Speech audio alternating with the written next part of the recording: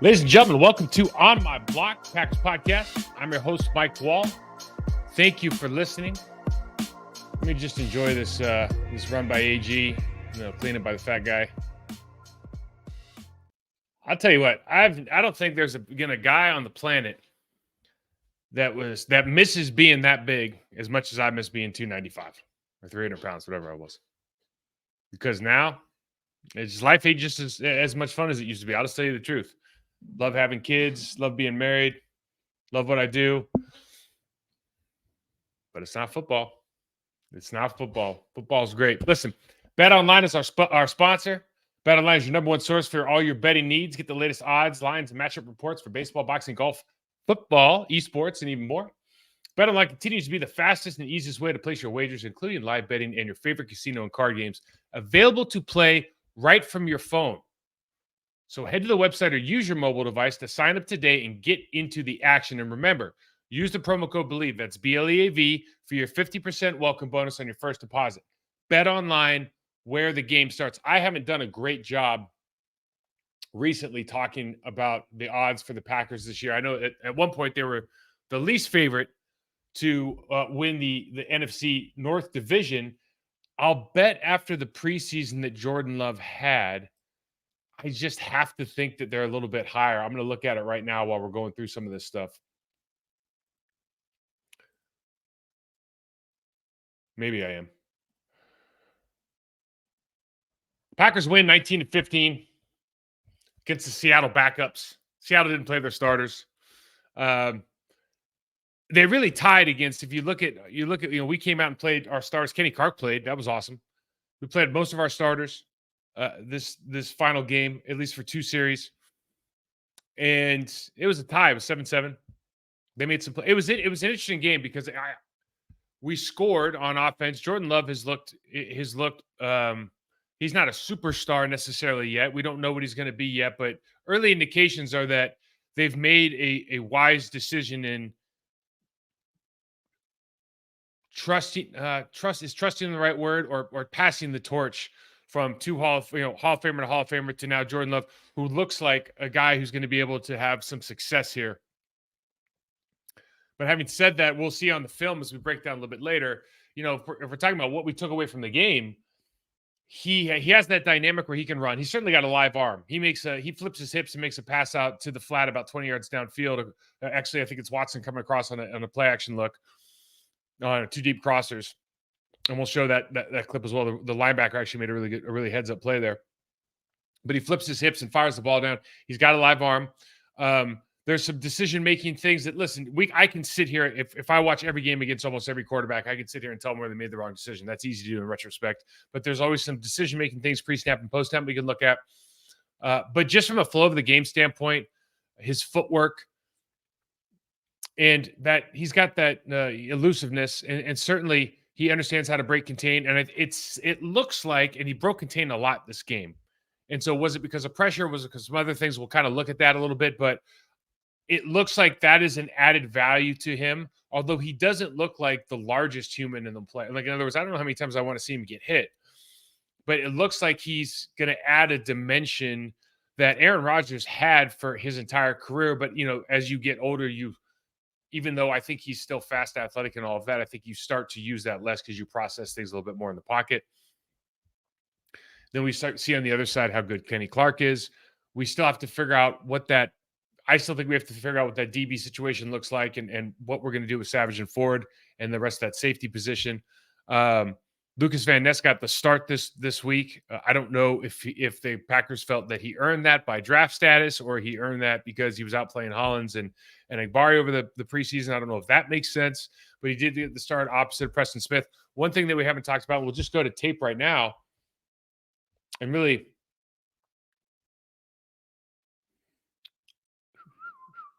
if we go to the tape, okay, so this is the first thing that we need to talk about, and I think I have this a play early, but you see Quay Walker is going to walk in. We've got two over the slot. So if you look down at the bottom of the screen, we got a 3x2 empty formation, and this is just stuff as you watch tape for fans out there or anybody who want to picks this stuff up. The most obvious, if you're going to say to me, who's the most obvious person that's going to come in this situation? If anybody's coming on an empty blitz, who's coming right now? And you would say, well, you'd say the person over the slot receiver on the bottom two side of the formation, because the safety's down. In other words, he can't run a hot route. If they came up from the slot on the 3x2 on the 3 side, from there you see that, basically that inside slot receiver's got, I don't know, 20 yards of space between him and Darnell. I think it's Darnell Savage, but Quay Walker's got a little bit less space. So I don't know against, for me, if you go empty and you bring 5, the risk, you have to figure out what the risk reward is for you, because as we play this clip, look how much space everybody has. I mean, really, except for the inside slot receiver, who's playing in a situation where you can't throw the ball whenever you want? And really, as I look at this, obviously you're going to see Rasul Douglas down here on the bottom of the screen, and he's opening up, and you're not going to throw a hitch right now. You see the same thing at the top of the screen as well. But everybody else, I mean, you got a lot of space to operate here. There's 2 people to throw to. And I just don't know how much sense. It's just one of those observations. I don't know how much sense that makes. Now, I want everybody to start looking at the tips and tendencies. Okay, so we got Preston Smith. The first thing is Preston, now that Rashawn Gary's not here, Preston has played in the preseason, at least, as a left outside linebacker, or left defensive end, or whatever you want to call it. He usually is on the right side. He's now on the left side. Are we doing that because we think he is the best pass rush option now against arguably, usually, except for maybe the Tampa Bay Buccaneers, the worst pass blocking tackle? Like, usually the left tackle is the better pass blocker, at least historically. TJ Watt, all these guys are making a lot of money over there rushing against the right tackle now. Michael Strahan starting the trend, I think. But Van Ness is over on the other side. We've talked about this, being up in a 2-point stance. I don't think is the best thing for him. Here's something that's very interesting. This has not only happened with the Green Bay Packers, it happens with the Seattle Seahawks and a number of other teams. You look at their stances, inside foot up. Van Ness is kind of tipping this a little early with not only where he's lined up as far as in relationship to the left tackle, but also the way he's tilted in. He's probably going to come inside here. And then we see Kenny Clark's coming off the right guard here, and they're going to work off this double, comes backside. Van Ness slips inside. Quay does a good job of spilling on this play. Again, here's what I want. When I say he does a good job, this is what we want to see from Quay Walker right here. Quay needs to come down and pop this fullback in the mouth. Okay? That's just not how you take on a fullback. You have to stand your ground. Right there, you want to condense that space as much as possible. And when he plays 2 hands and gets pushed off the ball, this is what we saw last year. Something that we hopefully see some improvement of as time goes on. But something that is a huge area of opportunity because it affects this defense. Kenny Clark gets in, though. Nice play by Van Ness. It's a scripted play. It's not like he's deciding he's going to go inside all of a sudden. But it's as you continue to watch this as a fan, when you see inside foot up and you see them this close to the tackle, expect that they're going to go inside until they show you differently. Get the scrape. And then obviously you see Kenny making his presence felt as soon as he gets on the field. There's another Kenny Clark play, I believe. Goes backside here. And this is a play where you're looking to nickel. And he immediately sees, he's got that left foot pointed. You look at the stance. He's going outside. Enagbari is not in any position to rush. So he has contained, and this kind of just works out, right? Plays like this just sometimes work out. Really brave move there by the tight end. Jeez, oh, Pete's. Okay, now we've seen the 3x1 for the rush side. So you got Preston, okay, and I think we got Wood in there, and then Kenny Clark. And then on the other side, we have a defensive end who's just off the screen, and then Quay. So Quay's going to occupy that left guard, and they're going to be able to run a kind of a TE or a linebacker end game there. But you've got this 3-man game, so you got the 3-to-1 side, and there's so many things they can do here, right? They can run a TE with the inside penetrator and then the 3 technique coming around, or the 4 technique or 5 technique, I guess in this case. You can run a TE with the 5 technique in Preston Smith. You can run a double tackle end all the way around game. And then you can run like a crazy twist here as well, where the ends actually go underneath one another like they did all at Tampa back in the day. This is kind of a new wrinkle when you watch this rush, the red arrow is going to go first, and then we're running the TT, but we're really running it like almost like an ET game with the tackle going out. So the center and the guard are having to deal with this ET game, and it looks good. It's tough to block. You see here, because Preston's coming, this tackle can only hang for so long. And now I think that's Wyatt. Or maybe that's Wyatt and I wouldn't, but we can occupy that space. It is Wyatt, excuse me. And now, I mean, that's just a natural pick play. And this is when you see plays like this, really, it's just a question of how is the quarterback going to throw the ball? Because 19 times out of 20, you're gonna win on this play. Don't really care about the end of this Isaiah McDuffie making a tackle. I love Isaiah McDuffie, man. Oh, here he is again. Go figure. Okay, so he gets called for a penalty here, but this is how you play the linebacker position. Head on a swivel, sees this guy coming across. Now, within 5 yards, you can knock that guy's block off. Okay, and so what he should have done here, I think if he could do this again, he would just take a shot on this receiver coming across the underneath here on the double crosser. He could take a shot on him and just knock his block off right there, and then this play is moot. Right? The throw nothing matters. But because he drags with him a little bit, takes him down, they end up getting the penalty. But I just like the awareness. Obviously, I'm trying to, you could build off this play, but you like the instincts. You like the way his head's on a swivel. He knows where he's going.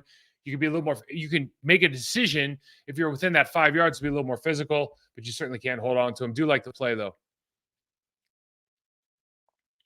Okay. What we've done in the preseason, more so than I don't know, maybe I'm comfortable with. And this is, start talking about Joe Barry. I want you to make more, I want you to take more chances. I want you to be more aggressive on defense. I want you to bring the linebackers more. When you start moving, and this is the second unit for the Seattle Seahawks, okay? But this is what it is. They're a good football team. When you start moving your defensive linemen so their chests are facing the sideline, okay? It's literally a light switch play. It's a feast or famine. It's a yes or no, okay? If it works, great, because you beat a gap. The offensive lineman looking disheveled out of position. Usually the linebacker or that defensive tackle or defensive end comes free. If they start moving and they get caught, in other words, if they can't get to their gap. So in the case of Hollins right here, if he can't get to the B gap now, you have a real problem. Okay, so you see everybody gets cut off. All their chests are pointed towards the line of scrimmage. This is just a middle zone play. The linebackers are really flowing hard. And because of that, you have this huge hole right up the gut, and they get 5+ yards. Okay, this is an easy run. Maybe it's almost 10 yards. Now you look at the same thing here. You got square stances by both your defensive tackles, which tips the offensive line that they're going to be stepping out or stepping away, right? In other words, if I was penetrating, I'd have one foot, I'd have a slight stagger. If I was going to press and read, I'd have a slight stagger. When I square up, that tells me a story, especially that 3 technique position. Okay, because we're in nickel now, remember. We're not playing that traditional, that 52, that 34 looking base defense.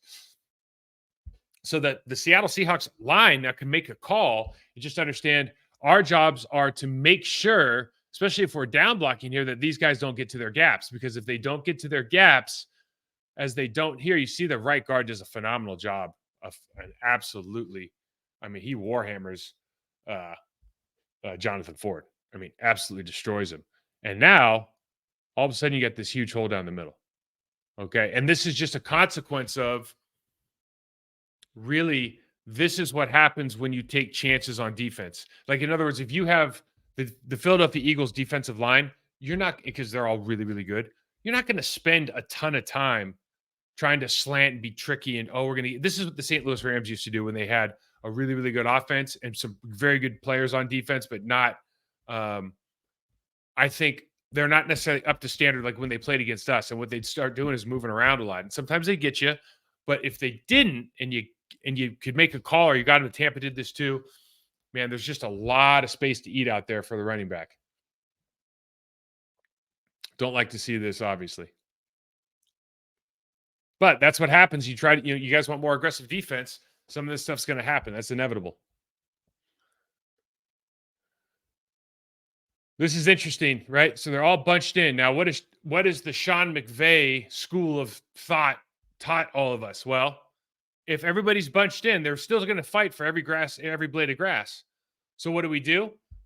We bring everybody to go down to the bottom of the screen towards the right, and then we're going to single up this bottom receiver whose defensive back is giving him right, playing him outside in. He has outside leverage, but he doesn't have so he can run. If we're just going to have a race to the yellow dot, the sun, right? The I think that's curse is going to win this. 19 times out of 20 because DB's got outside leverage.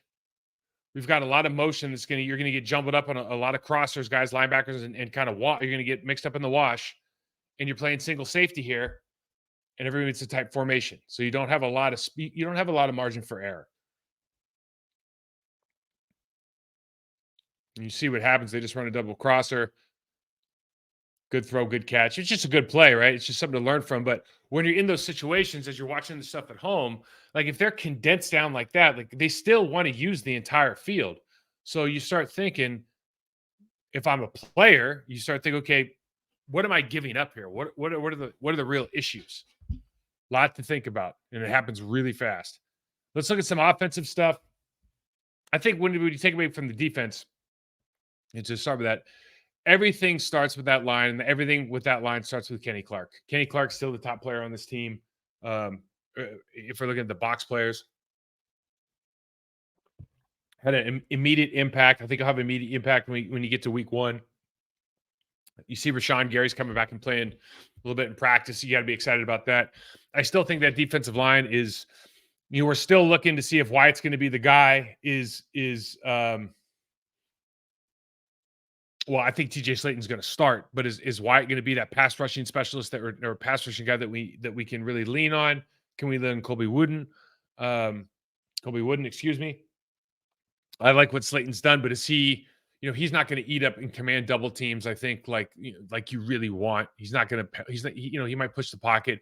I think he's a really good replacement for Dean Lowry, but it would just be nice to have that second guy. I remember we used to play against Warren Sapp, and Warren Sapp would, if we doubled Warren Sapp, Warren would say like, he would get furious and he'd say, you just wait till my guy gets here. You just wait till my guy gets here. Well, the problem was he never got a guy. Like I forgot the guy that he had when he first got there, and he retired. They drafted Booger McFarland from LSU, and he was never like, Booger was a good player, but he was never like a pass rusher that we were circling on the, on our player reports going like, we really got to worry about him as a pass rusher. So you just never had that guy, right? You had Simeon on the outside, but if they were on the same side, you just slide. There's just different things you could do.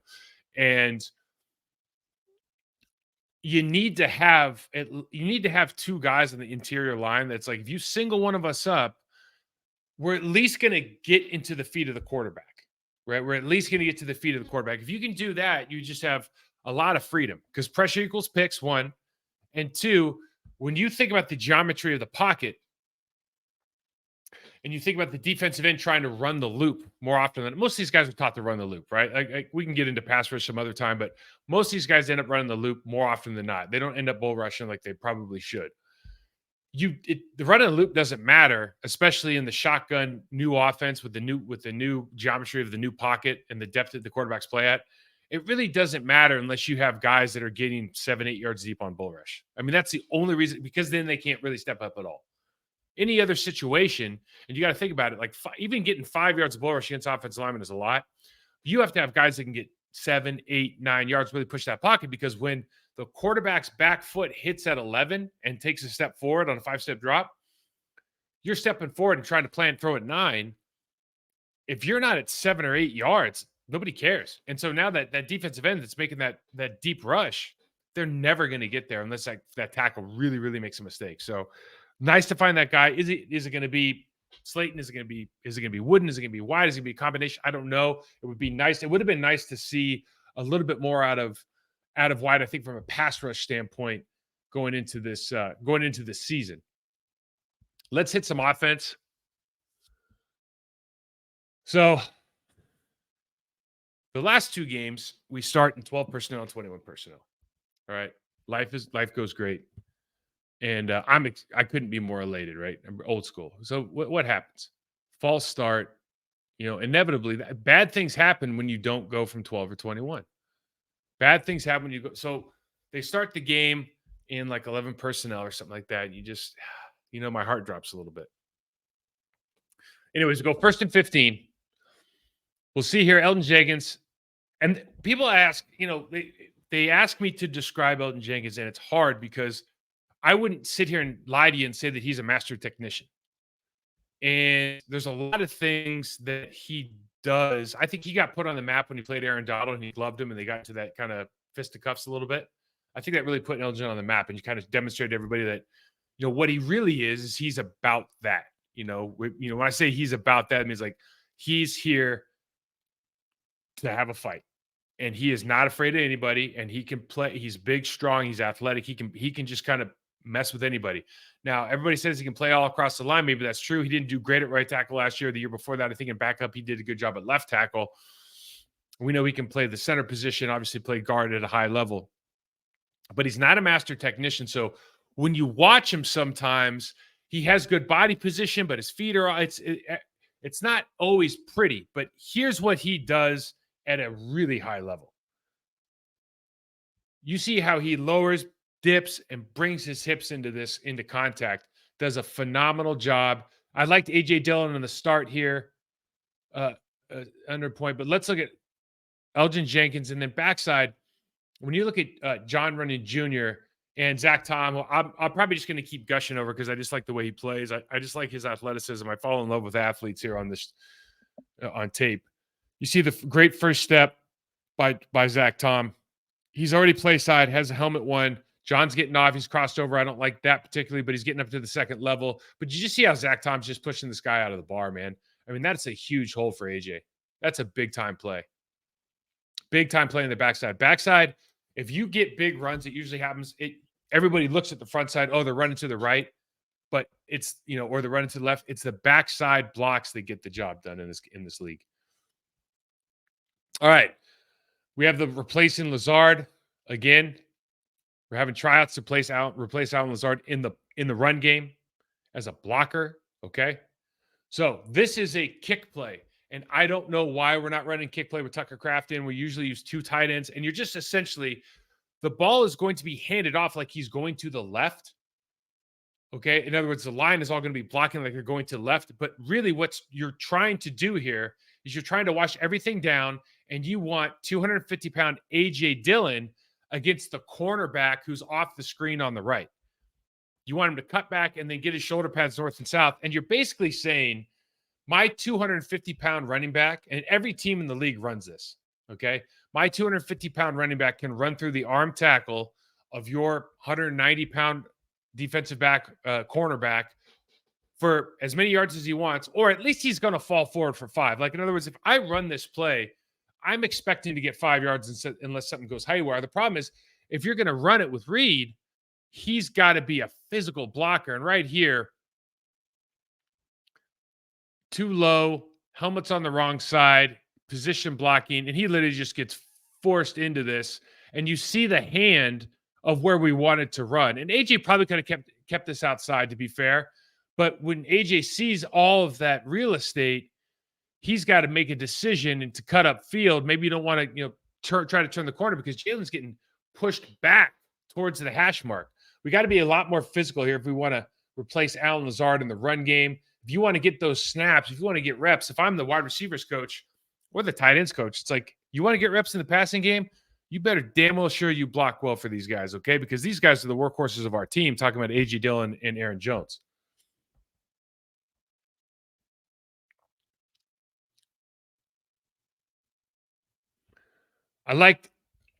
So Jordan Love, I didn't show the sideline view of this to whether or not, what decisions he could make and this, that, or the other. I wanted you guys to see just very simply, Jordan Love's on his first read, on his second read. Then all of a sudden, when you see that the Seattle Seahawks have made a mistake and the defense end's gone inside the tackle and they don't have an answer outside, what he can bring to the offense is he can break contain as well as anybody. And I think this is a big deal. And so he breaks contain. We see this all day. We see him winning with his legs a lot in these 2 series. He's got a lot of athleticism. He's got more speed than I thought, quite frankly. And he's going to be able to do that. That's an added element where with a young quarterback, we just haven't seen this in a while. It's not like Aaron can't run, but like, you have Hall of Fame guys back there for years and years and years. You're just not used to necessarily. We used to have the scramble drill and whatnot. We just haven't seen it in a while. So I think you're going to see that a lot this year because he's probably going to be, first read, second read, maybe third read, and then he's out of there. We're not going to sit around and wait for that fourth, fifth read. I wanted to give credit where credit's due here. This is a great throw, but also this is a great job by Devin Bush, who's a free agent from Pittsburgh on the Seattle Seahawks. So when offensive lines are taught play action, whether it's a keep pass or in this case, it's a keep pass like on the front side, the back side, they're going to shore it up a little bit because he's going to show and then drop back. And you can see we're in that 2x2 look and they'll maybe do the overcall and all that kind of stuff. All right. But we've seen this before. We get into a balanced look, under center play action. We want to show like the mid zone read and then he'll just drop straight back. Or sometimes he'll do a keeper. In this case, he drops straight back. We used to call this elephants on parade. And it just basically means, if you're, the center, right guard, right tackle, you're just going to turn to the right and start running, and you're going to try to hit somebody on the way. And then eventually you kind of shore up and square up a little bit. And the backside is going to be a little bit different, but essentially, unless it's a keeper, we're all just elephants. All the big guys are just going to turn one direction and start running hard. The problem is linebackers aren't stupid. And at some point over the last 25 years, they've started to figure this out. You see Devin Bush here. He's going to start keying. One of his keys, you read through the open lineman through to the quarterback and the running back. Well, he just sees kind of an elephants on parade look. This is not a run look, okay? I mean, when you look at John Rennan Jr. and Zach Tom, this is not a run look. And so he immediately sees this. He sees it, even though we're doing a good job, I think, back here showing the ball, he turns and gets out of there. And now we're running really a two-man concept with a check down. And Jordan Love's got a ton of time here. Safeties didn't bite. Not the best coverage for this play. But because that middle linebacker gets back and cuts off this underneath route, really you're trying to run off here on the underneath route, on the route on the bottom of the screen. And you're going to look for this deep dig coming across about the 45-yard line. But Devin Bush does a great job reading this. And then you can see Jordan Love runs to his left, hits the hash mark, flips his hips, and delivers damn near a perfect ball that, for whatever reason, we just don't make the play on. Jordan has to escape again here. We talked about Rasheed Walker last week, and I do think he's probably at this point the superior alternative to Yosh as far as the swing tackle. You'd be happy to put either one of them in the game. I just think he's better in the run game. He's got a long-term higher ceiling. There's a difference, and I think I just showed it here. There's a difference when you look at sets, okay? And if you're an offensive line coach or you're a coordinator or you're anybody involved in football right now, you see a lot of guys talking about angle sets. And there's a multitude of reasons that angle sets get you beat. But here's probably the most obvious one. The red set is the angle set. So you're going to kind of come out at a 45-degree angle, right? You're not as good an athlete as the guy across from you. So you're going to, we're going to have a fight before I'm ready to have a fight. If we're going to run to a spot to have a fight, and I'm the big guy, I want to make that spot more advantageous to me on the blue line, where I'm kind of backing up and I feel good about where I'm at, versus the red line where I'm going to cut the distance between we were having our fight. Because if this guy wants to cut inside, for example, I'm just not as good an athlete as he is. It's harder for me to change direction. We're not standing on our line here, so we go a little bit wide. And now that inside, he gets that inside stab. We're talking about the defensive end. And now we got to open that right foot all the way open like this. And now Jordan Love sees it. Again, good news. We have this kind of quarterback now. We've always had it, but we've got a younger quarterback who's going to take advantage of these as often as possible. Break and contain. Open up. Get out of there. He's got great speed. Makes plays with his feet. It's fantastic. We see Luke Musgrave here. We're running out of 21 personnel with DeGuara playing fullback. I love this play, and I think it's just a really tough play right now with rookie tight ends running against stand-up outside linebackers playing 9 techniques, outside 9 techniques, like wide 9 techniques. Because this play is essentially running outside zone, like 98 handoff Sol or 98 handoff Boss. All right. And what you're going to do is you're going to lead with your fullback, and he can maybe take the edge off of that defensive end if we don't get him completely covered up. But this is a difficult block when you've got guys playing inside or outside in like that, standing up for this tight end. I don't know if we're ready to make this play successful unless we're willing to kind of make a play between the 5 and the 9. You see, he doesn't take terrible footwork. He really puts his heart and soul into this, talking about Musgrave. But, the other guy gets paid to do this as well. And this is just I think right now, this is a really tough block. The landmark could have been better, certainly. I mean, he can be better on this block. But you see, because of it, DeGuara gets eaten up. And then Dylan's got to deal with the linebacker. DeGuara would, inevitably have gotten his hat on. And he would have been up on the second level, probably 5-7 yards deep before we get here. Just the kind of things that happen, but it really just comes down to landmark footwork, initial footwork, hand, hat placement, etc. Now we talked about awareness with Jordan Love in the beginning of the show, and this happens. This is so easy for me. I could do this with any quarterback. Anybody who knows anything about football could look back and look. Hindsight's 2020. If you're looking at this play, you've got 3-by-1, tight ends attached. Right now, we know this safety is over the top. We're not coming out here. Okay. Now we have space out here, but we're not coming out here because if the cornerback on the bottom comes, right, there's literally no one to guard the wide receiver until the 10-yard line, the safety on the 10. Up top, if they want to bring somebody, they can bring that slot right now, because that safety can drop down. He's right over the top of them. And now, either way, even if they don't bring him, we know the inside linebacker is going to have something to do with this tight end. But we don't see this. He's already made his decision where to go. Doesn't peek. Really, he's got a 2-on-1 read. If he hits Musgrave right now, tight end, this is maybe it's not a touchdown, but it's definitely a first down. Okay, and these are kind of freebie plays. So there's still stuff as good as Jordan Love's looked. There's still stuff we're gonna you continue to work on, continue to see these kind of things, look at the opportunity, because you can always take a peek and then fire this ball out if you don't see it. Incomplete play, not a big deal though. All right, these are the kind of plays we're talking about, trench warfare stuff, and you've got two. I mean, we'll just call them what they are. They're slugs, right? You got two big non-pass rushers in the game of defensive tackle for the Seattle Seahawks. These guys are there to stop the run. These guys are not world-class pass rushers. They're not necessarily, I wouldn't even know if we're going to call them dynamic, but they're low to the ground. They're big bodies. And especially at that nose tackle position, they're not going to move a lot. So we've got a shotgun look. We've got a draw set.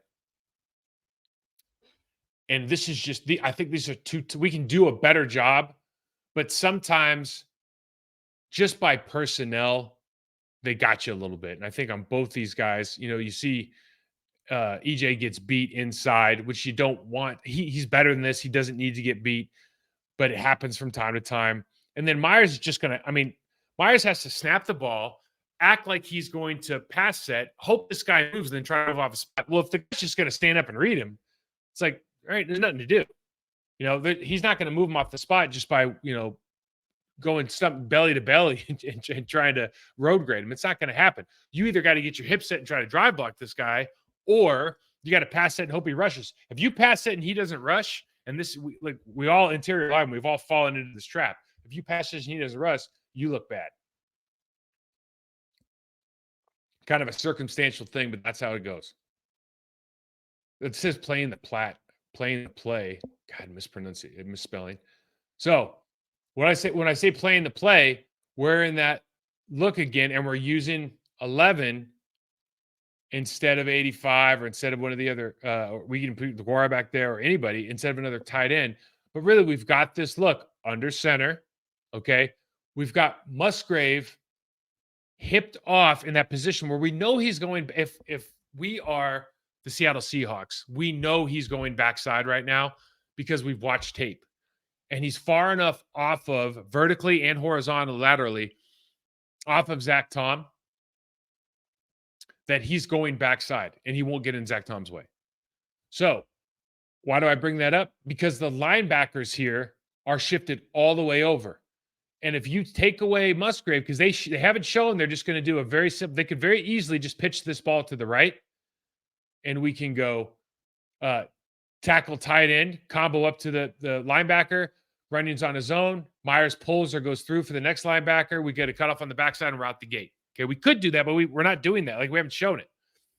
So they keep going backside. So they're playing the play. And now Myers has to get all the way over to the linebacker over Zach Tom. And really nobody can even get to. I mean, I suppose you're looking at it like Walker's going to try to get all the way over to the play side A gap. It's just a really tough look, you know? And sometimes this is the preseason stuff. And so when guys say, hey, we're running vanilla, we're doing this and that, it's not that we're running vanilla. Like we're running all the same plays we always run. It's just sometimes we don't check out of them.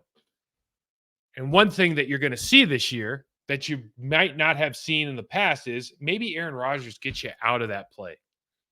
Maybe he gets you out of that play regardless if you're in the preseason or not, because he's like, dude, there's just no way this play is going to work. Like, let's do something else. Love might not be ready to do that. I don't know what kind of reins they've given him as far as what kind of checks we're going to make at the line of scrimmage. They haven't really talked about that too much in the preseason here. It'll be interesting to see in the first couple weeks of the season, though. Jenkins versus a wide 3 technique. So again, we're just talking some trench warfare stuff and like things to look at. So how do you make people's lives easier? Well, right now, Elgton Jenkins is the best player on the line, at least on the left side of the line, right? And so even if we have a slide with Myers, you got this wide 3 technique, so you know you have inside help. What you want to do is you want to put that 3 technique in a position where you're either going to get jacked in the face really hard or in the chest really hard, or you're going to go so flat inside that it's going to be really easy for that center to pick up.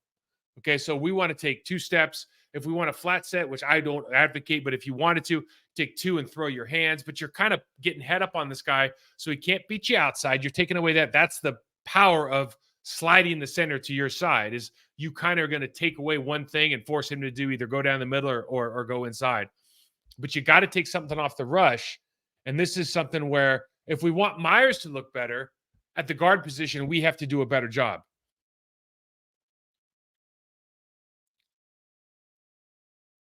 Like you got to help him a little bit here because now Myers looks like he's not doing his job. Ball gets batted down, penetration in the backfield. It's totally unnecessary. I'm guilty of this. I did this with Mike Flanagan once John Randall was playing in Seattle Seahawks. We're playing this like perfect game. We scored 5 touchdowns in a row or something like that. It's like the fourth quarter. Randall comes in. He hasn't even been playing. He goes up. He plays the exact same thing is happening here. I do the exact same thing that Jenkins is doing. I just kind of put my hand out and go, oh, Flanagan will get him. And it's John Randall. And Flanagan was really good, but it's John. I just basically gave John Randall a free rush from the B gap to beat Mike Flanagan, who's playing center in the A gap. And I went to the sideline, and Mike's like, "This me." It was me. This is what happens sometimes. We got to be better. We got to be better here though, because you don't want a guy who's again is not a very good pass rusher to get this deep in the pocket. There's no need for it. Interesting play though. Jordan Love, caught his own pass. I wonder if he gets a completion for that. I'm not sure how that works, to be honest with you. Second attempt here, trying to replace Lazard this week. Come on now. Come down on 23. Are we coming back? What are we doing? Okay, we did the helmet up. He's down. That's just a bad angle, isn't it, guys? So we want to come flat and get our helmet across.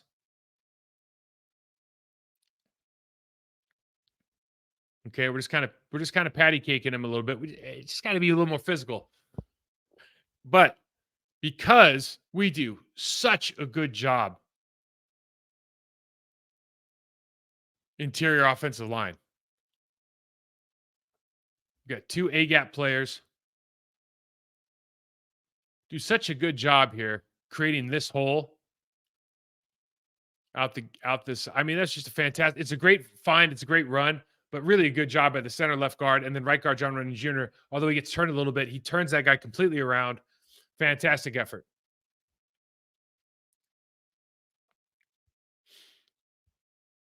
Now this is hard right here. You got 4 guys out on the route. There's only one opportunity to be open when he gets to the top of his 3-step. He makes a perfect throw, and the receiver does a good job here right? Hearing footsteps, does a good job of being open, excuse me, of making the right read and getting the open spot. But you hear footsteps here, tries to adjust his route right there, move before he catches it. We got to make that play, obviously. Jordan Love, great read. And then we talk about footwork and being elusive and kind of understanding the situation. You've got a window here, you've got a window here. Whether he thinks they're open or not, like I'm not the quarterback, right? To me, they're open. Looking at the screen and still frame, these are places you could throw open.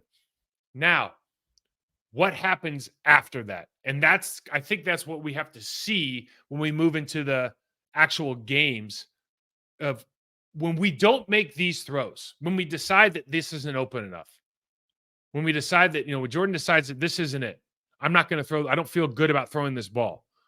What's going to happen next? Because now all of a sudden, this escape doesn't look too good. And this ends up working out, I know. But this look right here is not what you want to see if you're a Packers fan. You love the athleticism. You love that he's making plays, all of it, okay? But we need to figure out, A, do we chuck that ball away because we don't what's our backup look like, our backup situation? And then B, how good do we get at our scramble drill? Love the footwork here, top of the stem, and then just turns and fires, right? Stuff that you love. On rhythm. It's a college throw, but great throw, great footwork. Okay. Christian Watson's really fast. Can you overthrow this guy? Now, they're showing 2 over here, and they're showing quarters up top. Okay. So they're showing cover 2 down on the bottom of the screen. They're showing quarters up top. Safety is aligned with the corner. That immediately alerts Jordan Love. It's go time. Christian Watson is not, both these guys are in a lot of trouble. They don't have somebody on the field fast enough to cover him. Okay. The safety has no chance of getting there.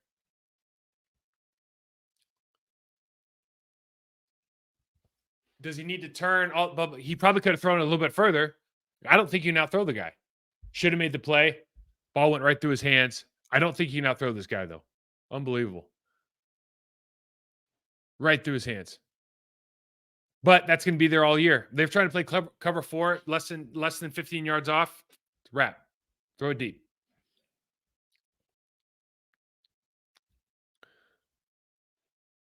I feel like now that I'm watching this, I feel like I'm picking on Jenkins a little bit.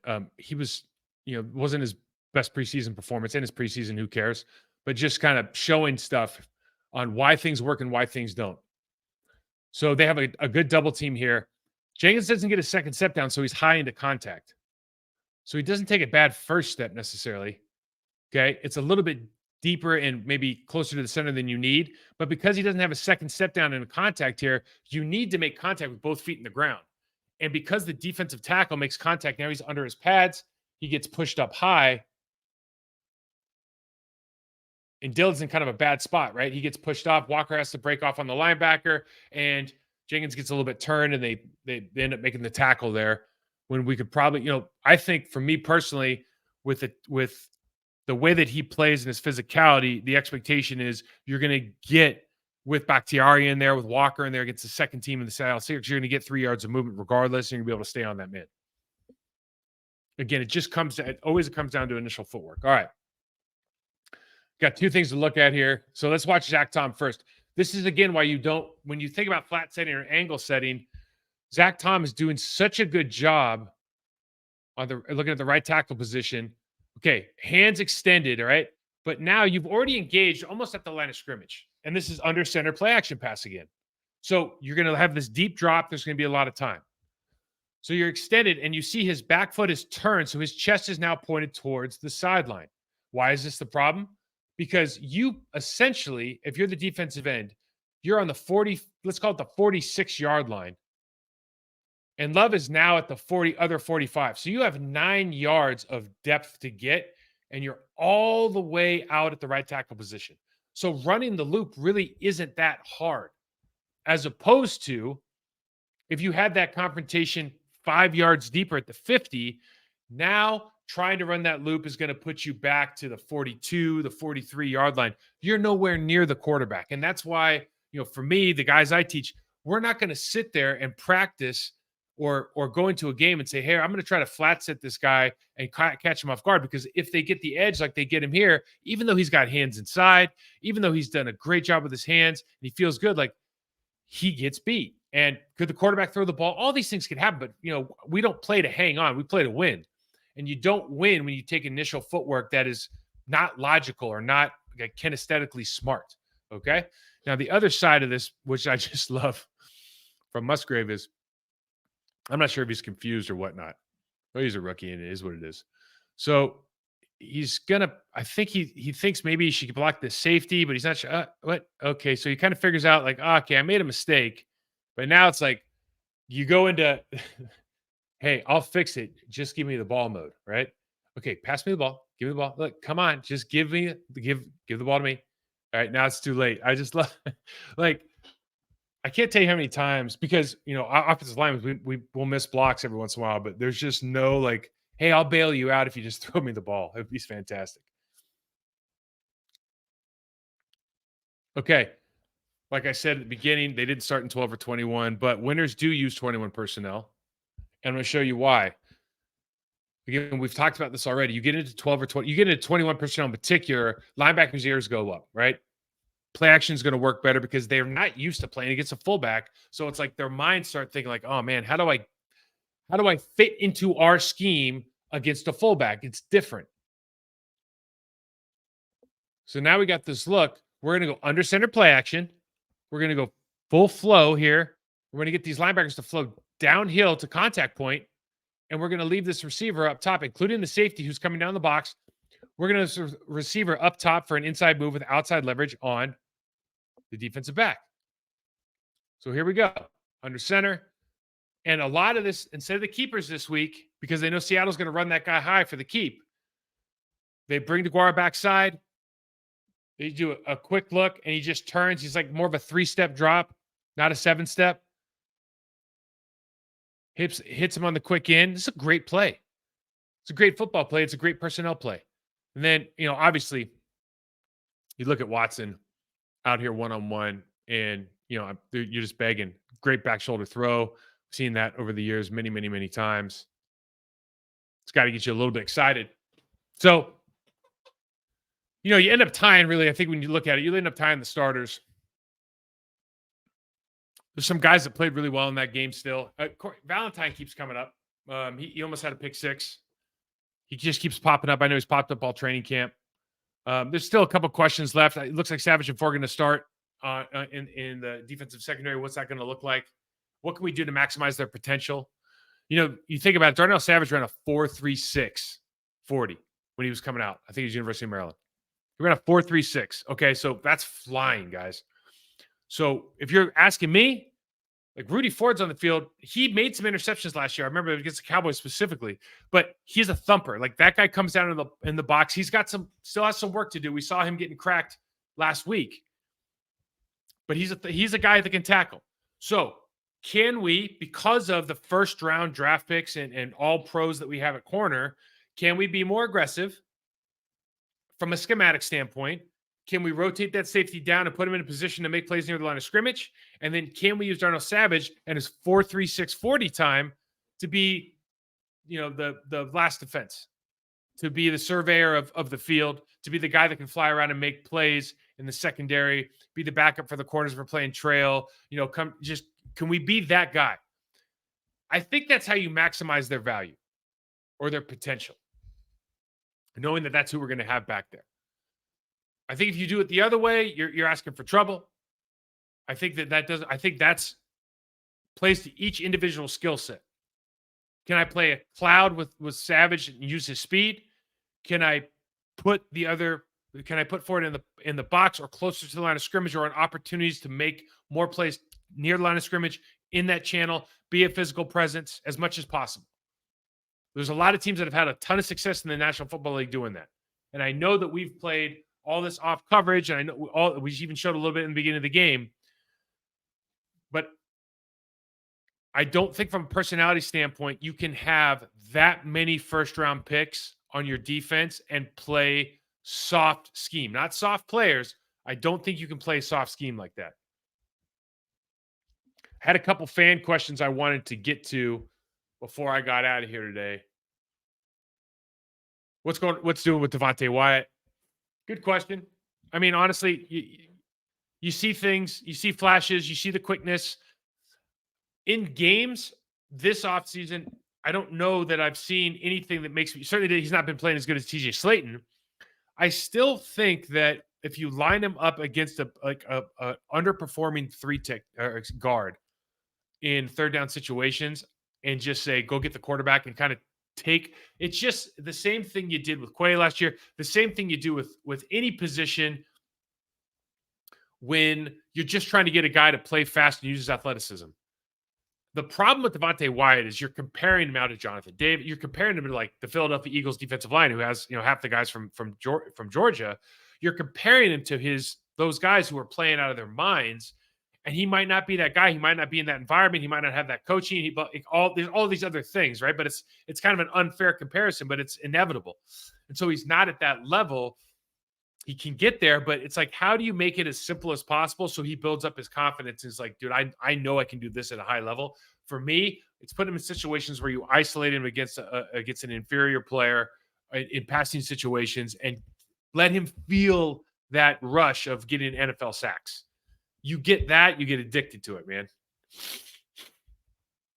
Another question. What are your thoughts on Sean Ryan this preseason? I'm going to be honest with you guys. I watch guys that I think are going to play during the season. I don't spend a lot of time watching the backups in preseason. I just don't. I unapologetically. You want to ask me about other starters on other teams? I'm happy to.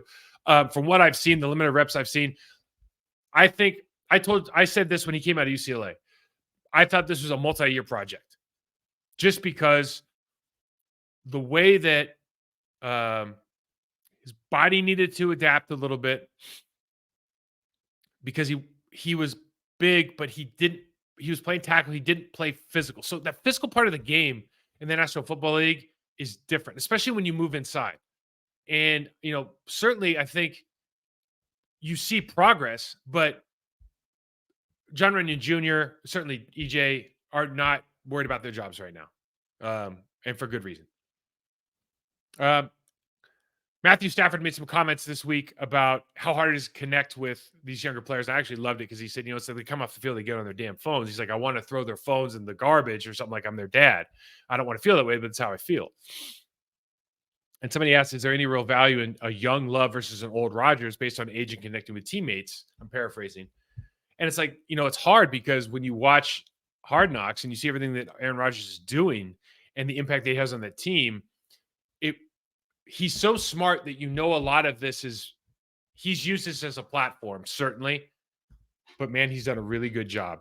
And so it's really, if you're a Packers fan and you didn't know anything else and you didn't know that, you didn't know anything about, last year and the hand signals and, players don't feel comfortable, blah, blah, blah, blah, blah. You'd go, man, Aaron Rodgers seems like a pretty good dude. And everybody on that team loves him, and he's completely changed the culture there. I mean, he's done so much in such a short time, and he's getting such rave reviews. It's perplexing why that couldn't happen here, and it just speaks to how important relationships are between the most important player in your building, in your organization, the quarterback, and the head coach, and the general manager, and and the owner, whatever it is. You see Dak Prescott getting pissy about not knowing that, or not. That's not fair. Dak Prescott was not informed by Jerry Jones about the trade for Trey Lance, and visibly it looked like he was. Probably feels like he should have been told. Those are very, very important relationships, and the fact that it got to where it was with Aaron Rodgers, and then seeing him now, it really. To me, it doesn't paint a great picture of what happened here with these people, because right now he looks great. He has a platform to look great, but he is taking advantage of that platform. The cuts are coming. Josh Nijman got beat up by Rasheed Walker for that swing tackle spot. Do you keep Josh now that Walker's emerged? That's a question, a good one. And what I would say is, what are you going to get for Josh Nijman? Like, Josh Nijman's not going to – I don't think there's a team out there who's going to be like, I need a starting fill in the blank. I'm going to give you a third rounder for him, a fourth rounder. I just don't think you're going to get that. So there's not a lot of good offensive linemen in this league. I think he is still a guy that has room to grow. He's proven he can play at this level, and you don't know what's going to happen with Bakhtiari. Jenkins has been hurt twice in the last 3 years. Like, you might need guys. You might have to move Myers. We don't know. If you might have to move Tom to move Myers, and then Rashid's going in, then all of a sudden you need another swing tackle. I mean, there's scenarios there. So I'm dumping a lot of guys on the Green Bay Packers before I'm dumping Josh Nijman. If I'm just looking at this right now, Cole Schneider, Sean Ryan, Royce Newman. Those are guys that I'm probably dumping before I dump Josh Nijman, because I've seen him play. If one of my guys goes down right now and I need a guy to back up, if Rasheed Walker has to play, backs out, I need a guy. I'm pretty sure I can get Josh at guard. I'm pretty sure I can put him anywhere, and I think he can play. He can't play as good as my starters, but I think he can play better than everybody I just mentioned. So that's my 2 cents. I think it's in light of, instead of doing a get off my lawn, I'll wait till the next time we have AG, because it's something I want to talk to him about. You can hit me up, MikeWall68 on Twitter, Process to Perform on Instagram. If you're liking these shows, if you like the film analysis, if you like the breakdown, let us know. YouTube.com/Process to Perform. Check us out on the Process to Perform channel. We're going to be coming out with different clips day to day. So we're going to start the Block Party stuff. Thank you for all the ideas on Block Party. I got a couple ones in the can right now, so we'll get that going. Next week, I don't know if we're going to do a show because we have the off week, but certainly we'll start back up. Hope you enjoyed it. What else do I need to tell everybody here? Oh, thank you to our sponsor, BetOnline ADG, and we'll see you next time.